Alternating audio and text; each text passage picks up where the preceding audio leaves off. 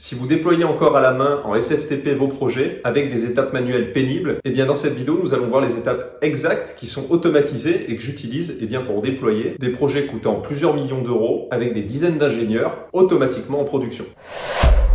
Lorsque j'étais à Atos, j'ai eu une chance inouïe puisque j'ai pu donner mon avis et on m'a écouté. Et ce que j'avais demandé, c'était de rejoindre un nouveau projet et de faire uniquement du front-end dessus. Et sur ce nouveau projet, j'ai eu beaucoup de chance pour deux raisons. Premièrement, j'étais entouré de développeurs extrêmement expérimentés puisqu'il y avait plusieurs développeurs sur le plateau qui avaient 10, 20 ou 30 ans d'expérience. Et deuxièmement, on partait de zéro. Ce qui est très rare puisque généralement quand on rejoint un projet, il existe déjà depuis plusieurs années et puis on a pas mal de ce qu'on appelle du legacy, de la dette technique, c'est-à-dire tout un tas de complexités qui n'a pas été adressée et on arrive un petit peu dans un bousin et il faut arriver à se repérer là-dedans. Donc là, c'était pas mon cas, on partait vraiment de zéro, dossier vide pour tout le monde et ça commence. Et le problème, c'est que très rapidement, même si on démarre de zéro, c'est pas plus simple pour autant puisque tout de suite, on se prend une complexité que le client nous demande. Dans notre cas, on devait construire un projet e-commerce destiné au grand public en partant de rien. Donc tout de suite, on a tout un tas de complexités techniques et du métier du client qui nous arrive dessus, puisque par exemple, il faut gérer le référencement naturel et dans une application web, c'est plutôt compliqué, puisque vos pages ne sont pas rendues côté serveur, mais sont directement pilotées par le navigateur. Ensuite, il fallait aussi intégrer les maquettes des designers qui nous fournissaient du code SaaS, mais qui eux raisonnaient juste en termes de maquettes et de pages, et donc il fallait redécouper les règles CSS par composants web, etc. Et puis enfin, il fallait mettre en place tout un catalogue du client qui avait plusieurs milliers d'articles. Et ce que j'ai retenu de ce projet, et pour moi c'est un des projets les plus intéressants que j'ai fait, c'est que c'est pas tant parti en cacahuète que ça, et que au bout de 8 mois, l'équipe front-end on était 4 et on a reçu une lettre de mission et à la fin il n'y avait plus qu'un développeur. Alors vous allez me dire, mais vous avez été viré parce que vous faisiez n'importe quoi. Et en fait pas du tout, c'est que la complexité avait tellement été adressée au fur et à mesure, la qualité du projet d'un point de vue logiciel code était tellement bonne qu'on a avancé suffisamment vite et que le client, pour nous côté front-end, n'avait plus rien à nous demander. Donc c'est un projet sur lequel on aurait pu passer 3 ans, 4 ans, et parce que je pense qu'on était bien entouré, on a livré tout ça en quelques mois. Donc il y a évidemment beaucoup de bonnes pratiques qui avaient été mises en place dans ce projet, mais il y en a une qui est importante, c'est la mise en place tout de suite d'une CI/CD, c'est-à-dire d'un pipeline d'intégration continue de notre code qui tournait à chaque fois que quelqu'un faisait un commit sur une branche. Donc ce que je vous propose dans cette vidéo, c'est de voir les 7 étapes qui étaient exécutées automatiquement par cette pipeline à chaque fois qu'on faisait un commit et en quoi ça nous a permis d'aller aussi vite. Et les étapes de cette pipeline, je les recommande toujours pour un projet de web application front-end, que ce soit en Angular, en React ou en Vue, et qui est quelque chose que j'essaierai de mettre en place si je rejoignais votre projet demain. Alors, la première étape d'analyse automatique de votre code,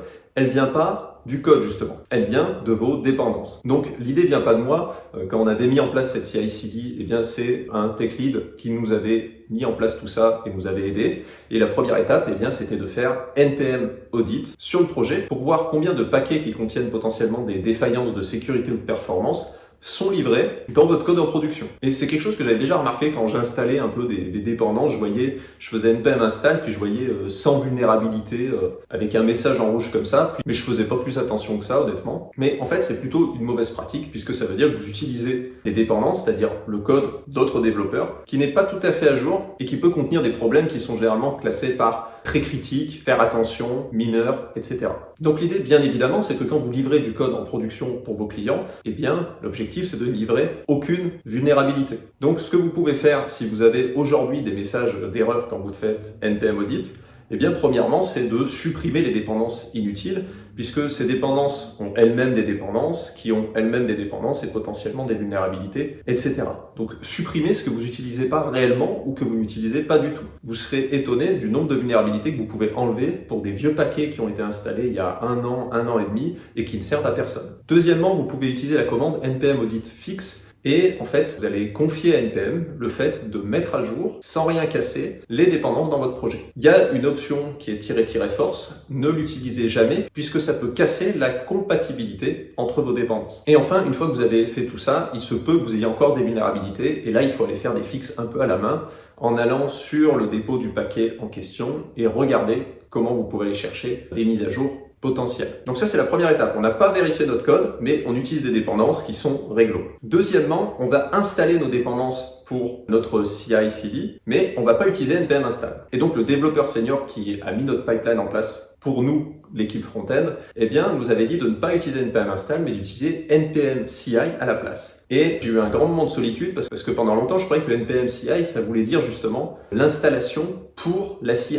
En fait, pas du tout. CI, ça veut dire clean install du point de vue de npm. Et honnêtement, j'ai mis longtemps à comprendre la différence, c'est-à-dire pourquoi il existe une commande pour installer les dépendances et pour installer les dépendances proprement. Donc ce sont deux commandes qui font la même chose, mais dans une approche différente. En fait, ce que va faire npm install, c'est que lui, il va se baser sur votre fichier package.json, dans lequel normalement vous avez déclaré des versions, mais vous avez des versions qui sont variables. Par exemple, si vous avez une dépendance Toto 1, 2, 3 avec l'accent circonflexe devant, eh bien à chaque fois que vous faites npm install, ce que va faire npm, c'est d'aller chercher la dépendance la plus à jour par rapport à la version mineure. Donc vous pouvez avoir écrit 1, 2, 3 et en réalité vous retrouvez avec la dépendance 1, 2, 4 ou encore 1, 3, 0. Ça dépend dans le temps à quel moment vous lancez la commande npm install. npm CI va fonctionner différemment. Il va pas se baser sur le package JSON, mais sur le package-log.json. Et son objectif va être de pouvoir installer les dépendances de manière prédictible pour la production. Par exemple, si je lance la commande npm CI lundi et que je relance la commande npm CI vendredi, je vais avoir exactement les mêmes dépendances qui vont être installées. Donc si vous générez votre appli avec ngbuild ou npm run build pour React par exemple, eh bien vous allez avoir les mêmes dépendances qui partent en production encore une fois. Par contre, si lundi vous lancez npm install et que vendredi vous relancez la commande npm install et qu'entre-temps, eh bien les développeurs qui maintiennent les paquets que vous avez utilisés ont publié une dernière mise à jour qui contiendrait par exemple un bug, eh bien vous allez vous retrouver le vendredi avec un bug que vous n'aviez pas lundi. Donc contrairement à la commande npm install, npm CI est la seule qui va vous permettre de garantir des livrables stables et prévisibles sans mauvaise surprise. La troisième étape, eh bien c'est un outil que j'ai sous-estimé pendant très longtemps qui s'appelle les linters. Donc je pensais qu'il s'agissait simplement de petits détails syntaxiques et que ça n'avait pas d'importance. Mais ça, c'est quand je travaillais seul. Puisque quand vous commencez à travailler en équipe, vous vous rendez compte que très rapidement, tout le monde a un avis un peu différent sur tout. Par exemple, les espaces après les if, est-ce qu'il faut en mettre un ou non? Est-ce que le else, il faut le mettre en dessous ou juste après l'accolade? Et en fait, tout le monde veut coder un peu à sa manière ou avec ses habitudes à soi. Et le pire, c'est de ne pas se mettre d'accord et que chacun commence à maintenir du code à sa manière et au niveau global, on a quelque chose de complètement inconsistant. Donc tout ça n'a pas l'air très méchant en soi, mais ça peut faire perdre un temps de dingue à votre équipe. Et le summum, le pire qui m'est arrivé par rapport à ça, eh bien c'est de relire une PR qui faisait plus de 1000 lignes. Et comme on s'était pas mis d'accord sur si on utilisait 4 ou 2 espaces pour l'indentation, eh bien tout le code pour Git avait été effacé puis réécrit. Et du coup, quand on relit la PR, on voit absolument pas les lignes qui ont réellement été changées par l'autre développeur. Donc en fait, ça masque complètement le travail des autres. Pour quitter cet enfer, eh bien le mieux c'est d'utiliser un linter et un formateur, car vous allez pouvoir vous poser les questions qu'une fois avec votre équipe, le mettre en place dans la configuration de l'outil que vous utilisez pour effectuer ces opérations, et ensuite, eh bien j'ai envie de vous dire, vous n'en parlez plus et vous pouvez vous concentrer sur des choses plus importantes. Et ce qui est génial, c'est que bien évidemment, tout le monde a encore un peu ses petites habitudes, et donc ça va un peu grincer au début, mais le fait d'utiliser une CI, eh bien, vous allez avoir une machine qui vérifie en permanence que tout le monde respecte les nouvelles règles sur lesquelles on s'est mis d'accord, et donc tout le monde envoie du code en production qui est structuré de la même manière. Et très rapidement, eh bien, ça peut améliorer l'ambiance aussi sur le plateau, puisque vous n'êtes plus en train de vous prendre les choux pour des trucs qui sont en fait pas très importants. Vous avez du code qui applique des bonnes pratiques et qui est inventé pareil, et donc vos PR sont beaucoup plus lisibles, puisque enfin, on voit vraiment ce qu'a modifié l'autre développeur, sans les tabulations, les espaces et les trucs sans importance. Avant de passer à la quatrième étape, eh bien, je me présente rapidement puisqu'on est de plus en plus nombreux sur la chaîne. Donc, je m'appelle Simon, j'ai été un des plus jeunes formateurs JavaScript de France, puisqu'à seulement 26 ans, eh bien, je formais des ingénieurs de métier sur JavaScript Angular à Atos, qui est une des plus grandes sociétés d'informatique d'Europe, avec plus de 110 000 collaborateurs dans le monde. Mon but à travers cette chaîne, eh bien, c'est de faire connaître le code d'entreprise, c'est-à-dire le code que j'appelle senior, et qui correspond à ce que j'enseignais en présentiel. L'objectif, c'est de répondre à la question pourquoi plutôt que comment. Comment créer un composant, comment démarrer une app. Ça, c'est trouvable en 5 minutes sur Google. Par contre, pourquoi on fait comme ça et pas autrement, ça, c'est une autre paire de manches. Donc sur cette chaîne YouTube, théoriquement, vous retrouverez une vidéo par semaine. J'avais du mal à tenir le rythme, mais c'est quelque chose que je veux viser quand même, donc je continue à le dire. et un défi JavaScript tous les lundis que vous retrouverez dans l'onglet communauté pour bosser vraiment les bases de JavaScript. Et on passe tout de suite à la quatrième étape, qui est la mise en place de la vérification des tests unitaires. Donc les tests unitaires, c'est quelque chose qui a été très mystérieux pendant longtemps pour moi, puisqu'on écrit du code, on voit que ça marche, et ensuite on écrit un test qui a l'air assez simplissime, qui vérifie que le code qu'on vient d'écrire fait ce qu'on a dit. Donc on a l'impression de tout écrire en double, c'est un petit peu bizarre, et on se dit un peu que ça sert à rien, puisqu'on voit déjà que ça marche, on a ce qu'on vient de coder sous les yeux. Et donc ça, c'est toujours la même histoire, c'est que ça marche un temps sur des petites codebases, mais que quand vous attaquez des projets où il y a beaucoup de code, combien de fois ça vous est arrivé d'intervenir sur une portion du projet et d'avoir cassé quelque chose ailleurs, alors que vous aviez testé manuellement la fonctionnalité que vous aviez sous les yeux. Et en fait, vous avez tout un tas de couplages, par exemple au niveau du session storage ou de fichiers qui partagent des états un peu comme ça, bâtard, à droite à gauche. Et vous pouvez vous retrouver à casser des trucs à droite à gauche. Et le problème, c'est que à chaque fois que vous tapez une lettre dans votre clavier, vous n'allez pas redérouler toute l'application pour vérifier que tout marche comme ça pendant des heures. Donc, rassurez-vous, cette problématique, elle a déjà été identifiée depuis longtemps. Ça s'appelle ajouter une régression. Et d'ailleurs, c'est un des problèmes principaux de notre métier, puisque à chaque fois qu'on fait un pas en avant, des fois on fait 3 pas en arrière, et ça peut être très frustrant. Et donc la question principale, c'est comment éviter les régressions.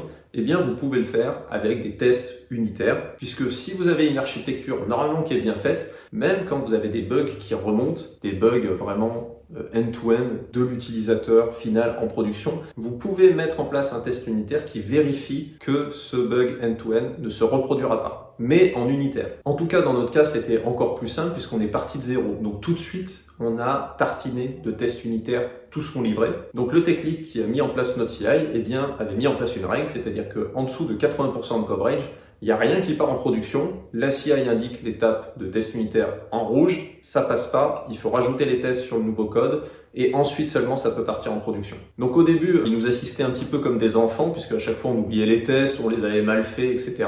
Donc au début, il nous a un petit peu pris par la main et puis un jour il est arrivé, il a dit maintenant c'est le grand jour, vous vous lancez tout seul et vous débrouillez si vous avez pété la CI, vous devez mettre en place les tests correspondants. Et donc c'était absolument traumatisant au début puisqu'il y avait des télés en fait au-dessus de nous dans l'open space et quand la CI était cassée, il y avait le numéro du commit qui avait cassé la CI et notre nom qui apparaissait sur la télé avec un gros fond rouge. Donc quand vous aviez cassé quelque chose, autant vous le dire que vous le saviez rapidement et non seulement vous, mais aussi tout le plateau. Donc ça peut sembler stressant, mais franchement, c'est une des meilleures expériences que j'ai eues puisque ça vous oblige à être beaucoup plus attentif à votre code, beaucoup plus concentré. Et le fait d'avoir comme ça cette feedback loop que vous prenez dans la tronche en permanence, vous progressez beaucoup plus rapidement. En tout cas, nous, ce que ça nous a permis de faire, c'est qu'à chaque fois qu'on faisait un pas en avant, on faisait juste un pas en avant. C'était très rare d'avoir une régression dans le code. Et donc, c'est pour ça aussi qu'on a pu rentrer tout le projet en 8 mois, puisqu'on revenait jamais en arrière. 5e étape, mise en place de SonarQube. Alors franchement, j'ai pas bien compris l'intérêt de cet outil pendant longtemps, puisqu'on avait déjà un linter et on avait déjà les tests unitaires. Donc là, ça nous fait encore un outil de qualité et de vérification de notre code. Ça commence à faire beaucoup. Est-ce qu'on n'est pas en train de se mettre des bâtons dans les roues, où en fait on peut plus rien livrer tellement on a des tables de vérification côté CI. Mais bon, on nous avait pas demandé notre avis et on avait en 5e étape le SonarQube qui tournait sur tout notre projet, qui est un outil de vérification de la qualité du code. Et s'il n'était pas content, notre PR passait pas, et il nous donnait une liste d'instructions à suivre pour corriger notre code. Alors, je me suis rapidement réconcilié avec SonarQube, puisqu'en fait, son rôle n'est pas tout à fait celui d'un linter, comme on l'a vu précédemment. En fait, ce que fait SonarQube, c'est une espèce de synthèse sur tout votre projet. Donc, il va bien sûr regarder des règles qui peuvent ressembler à celles du linter, il va regarder aussi, par exemple, votre couverture de test unitaire, donc ça va se recouper un petit peu, mais pas seulement, il va par exemple regarder la duplication de code que vous avez dans votre projet. Et effectivement, des fois, vous vous retrouvez avec de la logique qui fait la même chose, mais que vous aviez oublié et que vous avez à 3 endroits complètement différents dans votre projet. SonarQube va être capable de le détecter. Il va également détecter les failles de sécurité, des problèmes de performance, des bouts de mot de passe qui traînent et qui ont été oubliés, etc., etc. Donc bref, c'est un outil plutôt sympa puisqu'en fait, il va nous donner un panorama global de la qualité de notre projet et puis surtout, il y a un système de dashboard, donc on voit dans le temps l'évolution de la qualité de notre projet. Donc c'est plutôt sympa. Enfin, on arrive quasiment à la fin. Donc la 6e étape, ça va être de build votre projet, c'est-à-dire de construire le livrable à partir de votre code qui va partir en production. Donc c'est une étape très simple, c'est le ng build, le npm run build, et normalement, il est très rare que ça coince à ce moment-là. Cependant, vous pouvez quand même avoir une erreur à cette étape-là, qui est une erreur spécifique à la configuration de l'environnement de production sur votre projet. Dans ce cas, la commande de build va vous dire pourquoi elle ne peut pas construire le projet dans l'environnement de production. Normalement, les instructions sont plutôt bien faites et c'est pas très long à corriger. Et donc ça y est, là on a notre livrable en production et on peut passer à la dernière étape, la 7e étape, qui est là différente selon votre projet. C'est-à-dire que vous pouvez dire, eh bien je déploie automatiquement ce code, c'est une possibilité.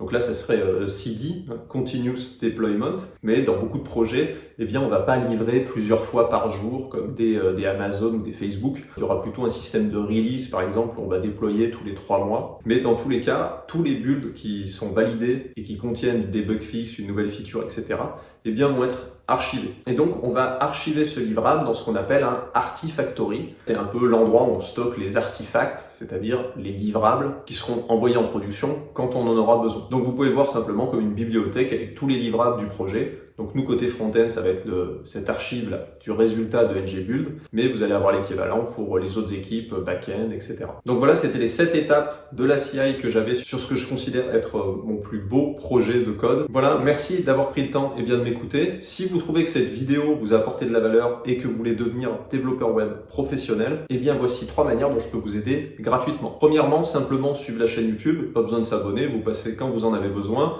Et vous retrouverez normalement une nouvelle vidéo chaque semaine et un nouveau défi JavaScript chaque semaine aussi, mais lui dans l'onglet communauté. Deuxièmement, vous pouvez interagir avec la chaîne, mettre des commentaires, des pouces bleus, etc. pour essayer de faire grossir la chaîne, pour que demain on ait la crédibilité pour aller interviewer un tech lead chez Google, un architecte chez Netflix par exemple. C'est vrai que si on est 50 000 ou 100 000, la personne en question peut se dire « Attends, ça peut être pas mal de faire connaître mon métier, ça vaut le coup de se déplacer et d'accepter une interview pour la chaîne et je pense que ça pourra intéresser pas mal de monde. » Et enfin, si mon parcours vous intéresse et que vous avez décidé de vous spécialiser sur Angular pour quitter cet enfer de développeur web lambda qui fait tout et n'importe quoi, si vous avez envie de vous spécialiser, vous retrouverez en description sous la vidéo les 3 stratégies que j'ai appliquées pour passer de développeur lambda à formateur professionnel chez Atos en moins d'1 an. En tout cas, je vous souhaite un bon développement et j'espère vous retrouver très bientôt et pouvoir vous publier de nouvelles vidéos.